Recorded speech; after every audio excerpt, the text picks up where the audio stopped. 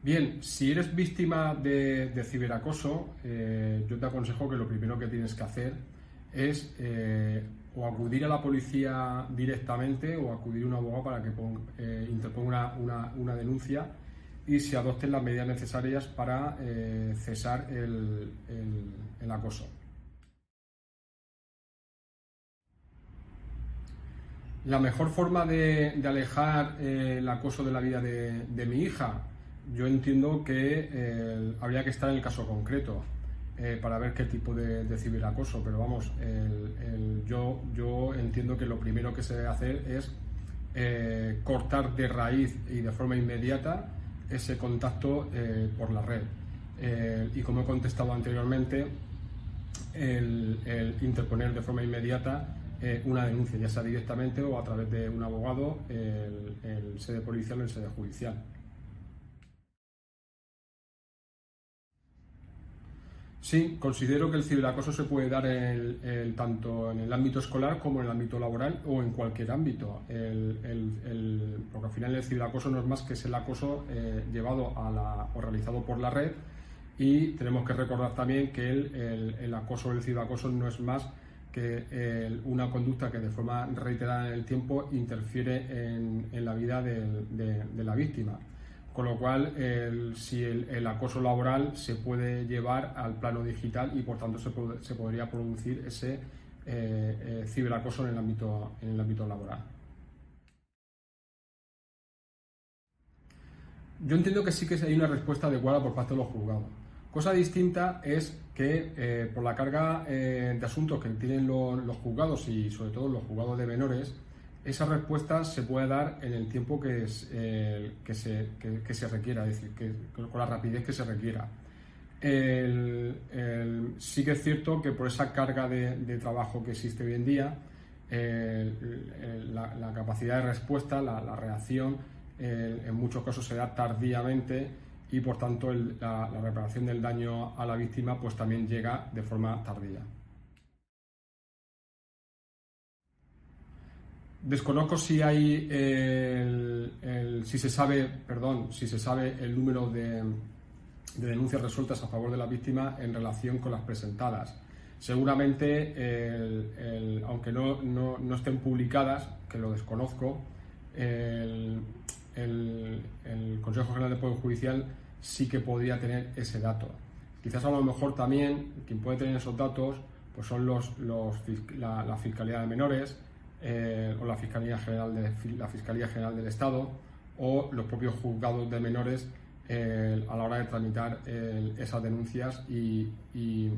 observar cuáles de ellas van favorables a la víctima y cuáles de ellas pues se archivan sin más trámite. La importancia que se merece, pues creo que depende de cada centro y de las personas que dirijan el expediente. Yo me he encontrado de todo, me he encontrado pues centros que no le dan la importancia que merece, centros que parece que le van a dar la importancia, pero la forma de reacción es perjudicial para la víctima. Por ejemplo, que se diga que no se preocupe, que va a tener apoyo para la víctima, pero luego cogen a la víctima y empiezan a preguntarle por qué ha hecho esto, por qué le ha hecho lo otro, con un poco diciendo que ha provocado al agresor, ¿vale? Y luego hay otros centros pues, que sí, que se lo toman en serio, son contundentes y separan a la víctima de ese supuesto agresor. Con lo cual entiendo que depende de cada centro. Y luego también en cada comunidad autónoma, habida cuenta que la competencia en materia de educación está delegada a las autonomías, pues habrá que ver esa política autonómica en el ámbito educativo sobre el ciberbullying o el bullying. A ver qué políticas pedagógicas, qué políticas se van a adoptar a la hora de reaccionar sobre un supuesto de bullying o ciberbullying. Pues habría que mirar un poco el ámbito autonómico y luego el centro en concreto y más aún la persona que lo pueda instruir, porque esa persona pues, puede tener mayor o menor conocimiento de la instrucción de un expediente que tiene más carácter jurídico que educativo, y muchas veces y no lo digo con ánimo peyorativo, pero sí que muchas veces la ignorancia de los pasos a seguir en la vía administrativa dentro del ámbito educativo pues hacen que esa tramitación perjudique más a la víctima que otra cosa. Yo no me he encontrado en muchos casos en el que se tire de ese dicho de son cosas de niños, y entre ellos lo deben arreglar. Habrá que ver el supuesto concreto, porque tan malo es vulnerar el derecho a protección de la víctima como vulnerar el derecho de presunción de inocencia del agresor. Entonces, yo lo que soy partidario es de hacer hacer una mínima investigación para que de forma inmediata, aunque no se sancione a ese presunto agresor, sí que se adopten medidas cautelares, ¿vale? Para proteger a la víctima. Si se hiciera por algún centro educativo o por algunos padres, se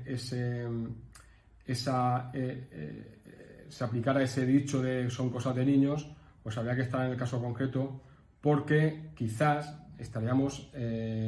aumentando la secuela, o estaríamos agravando la secuela de esa víctima, porque si encima de que pueda tener las secuelas físicas o psíquicas propias del acoso o del ciberacoso, si le añadimos el